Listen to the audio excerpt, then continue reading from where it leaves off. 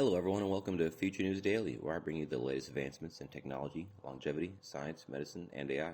Today is Tuesday, December 13th, 2022. Don't forget to like, subscribe, and hit the notification bells. With that being said, let's get started.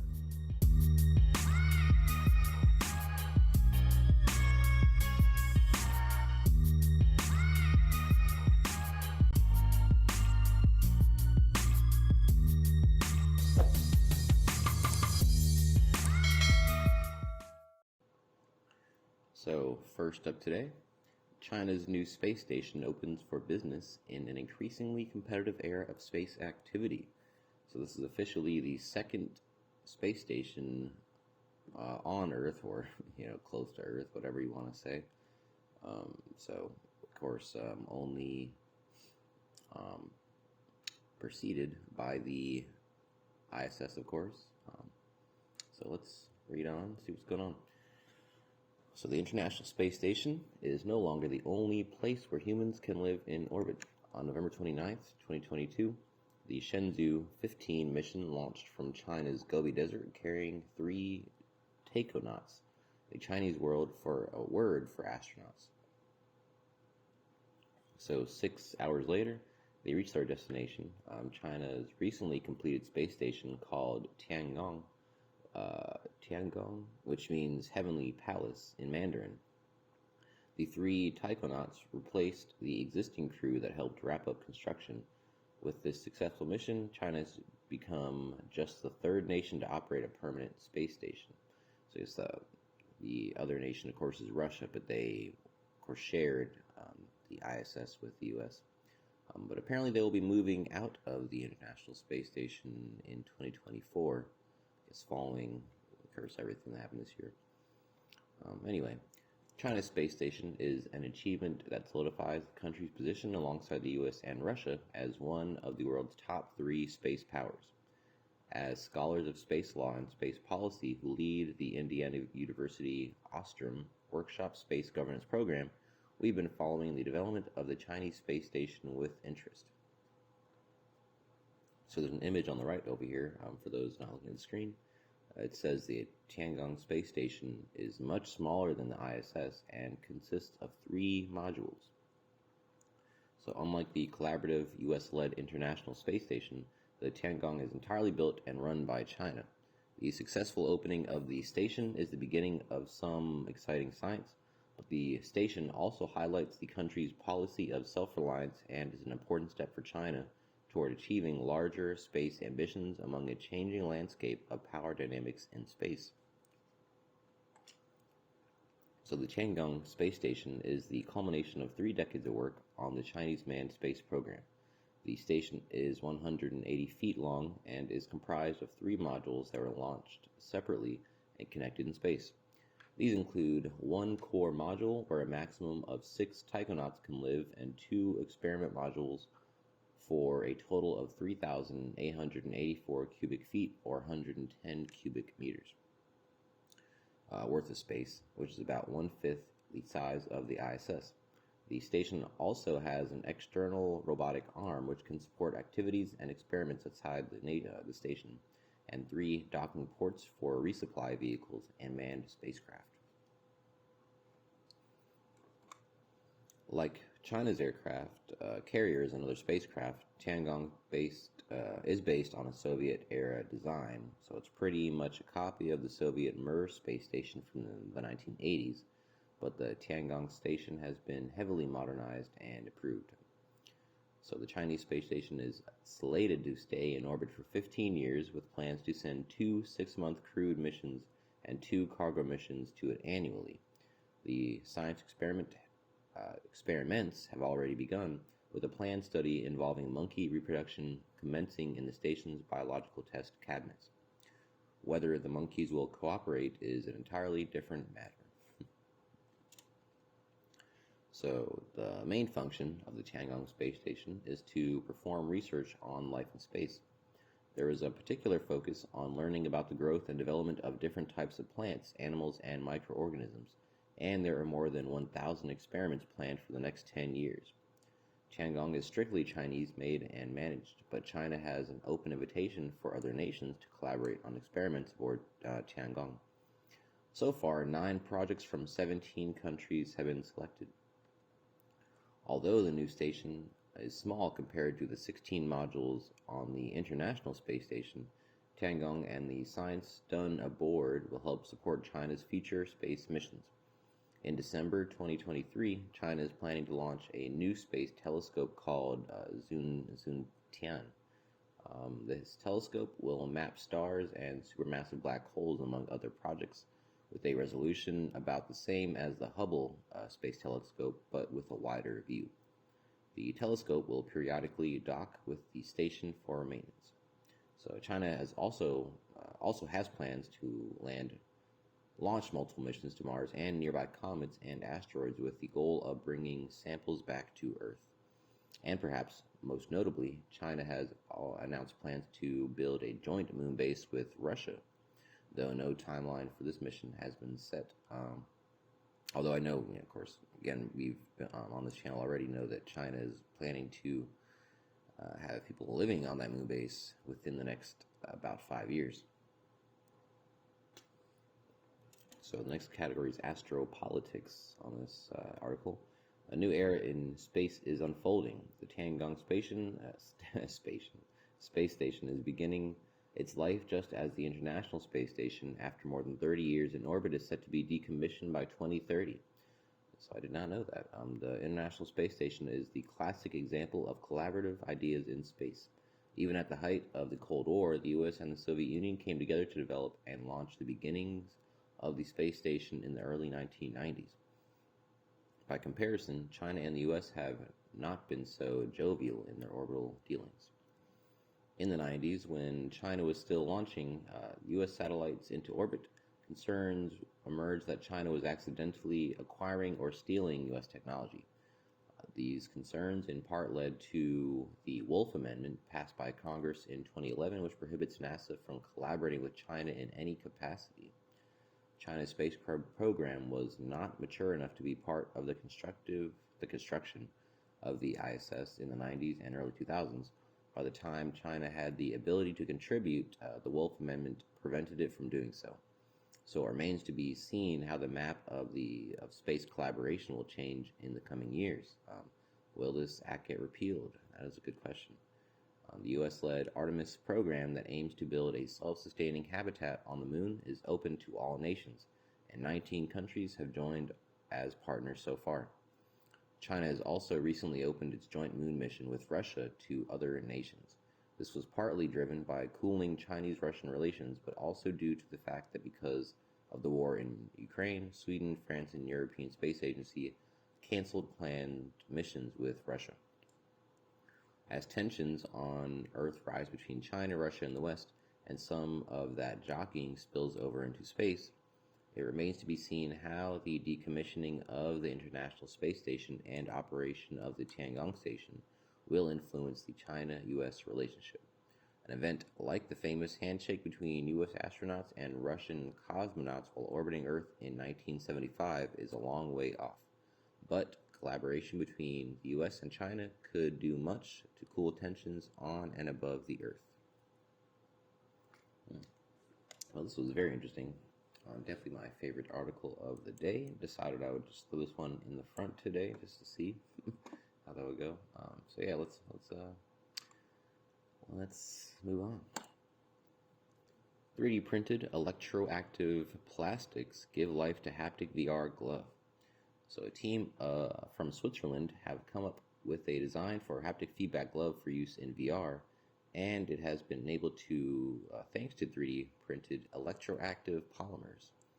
So the research from Swiss institutes EPFL, ETH Zurich, and EMPA have been developing the haptic glove device that will allow wearers to quote-unquote feel what they're touching in a VR world. So the glove is designed to be manufactured according to an individual's unique hand dimensions and can be produced most autonomously with additive manufacturing, or mostly autonomously. The research is part of a 4-year-long project called Manufactics, which is under the purview of the Transducers Lab at EPFL. The glove works by using 3 different types of printed actuator which are capable of providing haptic responses to the wearer that differentiate between different types of touch sensation. So they have some images below. I'm not sure. Well, it says zipping cutaneous actuator to provide a sense of touch and texture, flexible electrostatic brake with high K dialectic. So it doesn't really make much sense to me. If you're looking at the screen, maybe you can make more sense of it than I can. Anyway, the first and smallest type of actuator utilizes tiny printed nubs that grow when electrically stimulated. When activated, the finger nubs can grow to replicate a specific texture of a surface. The second type of actuators are located in the area of the finger joints. These electrostatic brakes are mounted inside the joints and stiffen when energized, blocking the joints from movement and stiffening the glove.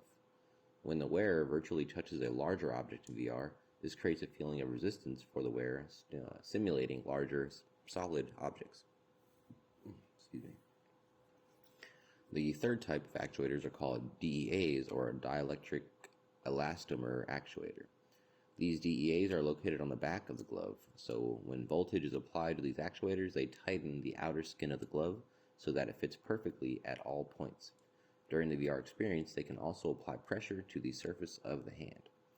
So the DEAs are developed by the EMPA, the Swiss Federal Laboratory for Materials Science and Tech. All of the glove's components, which exert various forces on the surface of the hand, are producible in a 3D printer. Artificial muscle is the next category. The electroactive polymer has a consistency similar to hand cream so that the artificial muscles can be produced in a 3D printer. The muscle is printed in layers, alternating between an electroactive polymer layer and a current conducting layer, which are dispersed from 2 different nozzles on the researcher's printer.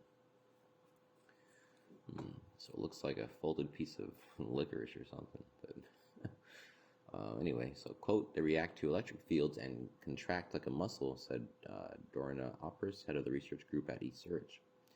But they can also serve as a sensor, absorbing an external force and generating an electrical pulse from it. We're also thinking of using them to harvest energy locally from movement. Electrically can thus be generated anywhere. So the researchers have so far managed to print a muscle of 10 layers, but in the future they aim to print 1,000 layer muscles, which will optimize the functionality. All right. So sounds like that's the future of VR, potentially. You know, there's a lot of companies putting out a lot of different types of products, so we'll see which ones kind of stick, I suppose. Moving on. So a U.S. lab's nuclear fusion breakthrough could transform clean energy. A lot of people working towards nuclear fusion right now. So a lab in the U.S. may have had a breakthrough in nuclear fusion, the potentially limitless alternative energy which produces no carbon emissions, as we know. So unlike nuclear fission, which is the reaction used by existing nuclear power plants, fusion does not produce radioactive waste, nor can it be used for weapons, according to the International Atomic Energy Agency. Nuclear fusion uses hydrogen and lithium, elements that exist in abundance. The news was first reported by the Financial Times based on sources with knowledge of the experiment at the U.S. government-funded Lawrence Livermore National Laboratory in California. The lab is currently analyzing the data and is yet to confirm results, but it's expected to make an announcement on Tuesday, December 13th, which is today. So maybe we'll hear more about this in the rest, coming articles throughout this week. According to the FT, the Financial Times, the experiment produced more energy than expected, damaging some of the lab's equipment. Wow. The experiment conducted within the last 2 weeks has generated about 2.5 megajoules of energy, 120% more than the 2.1 put into creating it. Wow. 10 times or 100 times more. So the excess energy generated isn't much, underscoring that it could take decades before nuclear fusion begins to fuel power plants. But I know a big problem are, a lot of previous experiments, there was a way more energy put in than they got out. So this is very promising, more than twice the amount. Anyway, however, the shift from net negative energy generation to net positive is a result that has eluded scientists for decades. Again, I've just skipped ahead mentally on that, and represents a potential turning point in developing this form of alternative energy. So that really is a big improvement if that's been proven true. This specific units of energy that they measured. The Lawrence Livermore lab uses a process called inertial confinement fusion, which involves powerful lasers pointed at a 2 millimeter wide plastic capsule filled with hydrogen. When the capsule implodes, it produces a massive burst of energy similar to that found in the center of stars. Governments and increasingly private companies have poured billions into nuclear fusion. The effort has a long history going back to the 1950s, but the promise has remained out of reach of existing technology. If confirmed, the breakthrough at the Lawrence Livermore lab could bring this dream of limitless and safe alternative energy closer to reality. So we're going to have to wait and see on the if the findings are confirmed, I suppose, but very, very promising if that is indeed what happened. So, all right, let's keep going. Next up, we have long-duration ultrasound treatment with SAM elevates regenerative medicine options for patients. So, not the first time we've heard about this, but it seems like there's kind of getting the ball rolling in this area. So, just wanted to see what improvements have been made in this sector. So, it starts off sustained acoustic medicine, which is SAM for short. The FDA-cleared ultrasound device created by Zetros, whatever that is, continues to demonstrate its ability to relieve pain and accelerate patients' return to sports, work, and other daily activities. Now, medical professionals can administer the innovative technology as a pre- and post-treatment recovery option for regenerative medicine injectable treatments such as platelet-rich plasma, or PRP, and other autologous cellular-based therapies. PRP injections are safe, autologous blood products containing growth factors and cytokines with the potential to alter biological processes and support the 3 phases of tissue healing, which is inflammation, proliferation, and remodeling. PRP injections are commonly administered in the doctor's office multiple times over 6 to 12 months and may be painful to some patients. SAM offers a non-invasive daily home-use treatment option for pain and tissue remodeling, which is a powerful technology to complement PRP injections and other regenerative medicine therapies. Quote, sustained acoustic medicine is a powerful mechanobiological treatment modality, said Dr. George Lewis, founder and CEO of Zetros Systems. Quote continues, each treatment increases vessel diameter to boost blood flow over several hours, accelerating tissue healing and delivering a significant reduction in pain for patients. The use of ultrasound and shockwave treatment in the clinical setting to complement rehabilitation and regenerative medicine is broadly used. SAM is the first long-duration ultrasound treatment available for prescription use at home. So the use of SAM is also continuing. Pardon me, it's an alarm going off. The use of SAM is also continuing to expand in the professional sports medicine market, with ongoing use by 75% of professional and college affiliations, including the NFL, NBA, MLS, WNBA, and MLB, and the ACC. So Zetros Systems is also partners with all professional sports organizations and sports medicine providers in Atlanta, Georgia, and are proud supporters of the healthcare and athletic training societies of the NFL, MLB, NHL, NBA, and MLS. SAM treats over 35% of muscle and tendon injuries without surgery, helping elite athletes and professionals in physically demanding jobs get pain relief and natural healing. Quote, surgery is not always the best course of action for our athletes, and SAM technology offers a pathway to recovery without invasive surgery that can have risks and implications immediately or in the future. Ultrasound therapy continues to show promise, with more than 40 peer-reviewed studies showing that SAM offers faster healing after injury or surgery. These findings can empower care providers to offer this easy-to-use regenerative device that leads to better outcomes, happier patients, and lower healthcare system costs. The technology can serve as a standalone treatment or adjunct to other treatment options for patients to stimulate soft tissue repair. So, a quick about Zetra Systems. Zetra Systems is a leading healing innovation in sports medicine, developing wearable bioelectric devices for delivery of sustained acoustic medicine. Researched and funded by the federal government, Zetra is built on proprietary medical technology of plus 46 patents.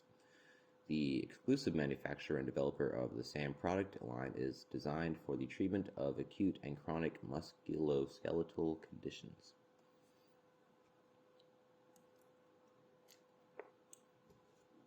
All right, last up today. How does what we eat affect how we age? So the results of the study highlight the importance of thinking about nutrition holistically. According to the research from the Butler Columbia Aging Center at Columbia University, Mailman School of Public Health, the answer to a seemingly simple question, how does what we eat impact how we age, is unavoidably complex. So while the majority of analysis had focused on the effect of a single nutrient on a single outcome, a conventional unidimensional approach to understanding the effects of diet on health and aging no longer gives us the full picture. So a healthy diet needs to be thought of based on the balance of ensembles of nutrients rather than optimizing a series of nutrients one at a time. Up until recently, little was understood about how dietary variation that occurs naturally in humans impacts aging. The findings were recently published in the journal BMC Biology. Quote, our ability to understand the problem has been complicated by the fact that both nutrition and the physiology of aging are highly complex and multidimensional, involving a high number of functional interactions, said Alan Cohen, PhD, Associate Professor of Environmental Sciences at Columbia Mailman School. Quote, this study therefore provides further support to the importance of looking beyond a single nutrient at a time as the one-size-fits-all response to the old age question, or age-old question, of how to live a long and healthy life. Cohen also notes that the findings are consistent with other studies demonstrating the need for higher protein consumption in older people, in particular, to counter sarcopenia and decrease physical performance associated with aging. The researchers identified key patterns of particular nutrients related to minimal biological aging by using multidimensional modeling tools to investigate the impact of nutrient intake on physiological dysregulation in older adults. Quote, our approach presents a roadmap for future studies to explore the full complexity of the nutrition aging landscape, observed by Cohen, who is also affiliated with the Butler Columbia Aging Center. The researchers analyzed data from 1,560 older men and women aged 67 to 84, selected randomly between November 2003 and June 2005 from the Montreal, Laval, or Sherbrooke areas in Quebec, Canada, who were re-examined annually for 3 years and followed over 4 years to assess on a large scale how nutrient intake associates with the aging process. So aging and age-related loss of homeostasis were quantified via the integration of blood biomarkers. The effects of diet used the geometric framework for nutrition applied to macronutrients and 19 micronutrient or nutrient subclasses.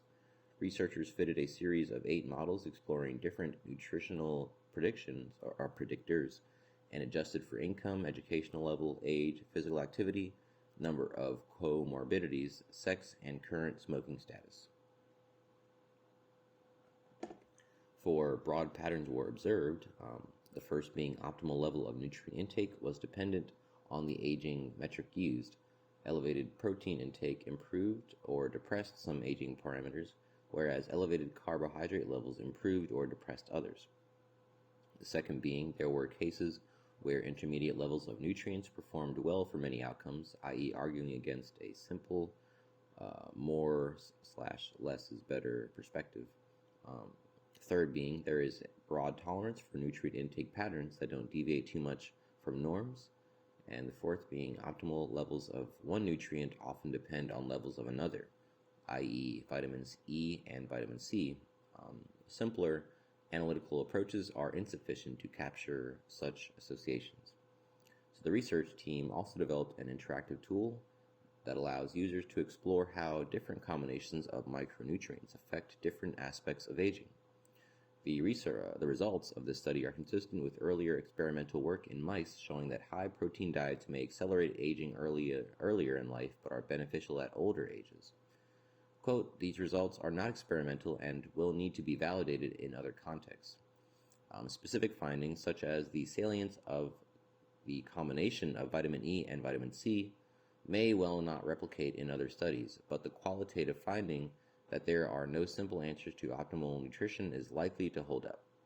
It was evident in nearly all our analysis from a wide variety of approaches and is consistent with evolutionary principles and much previous work," said Cohen. All right. Well, that is the last article I have for you today.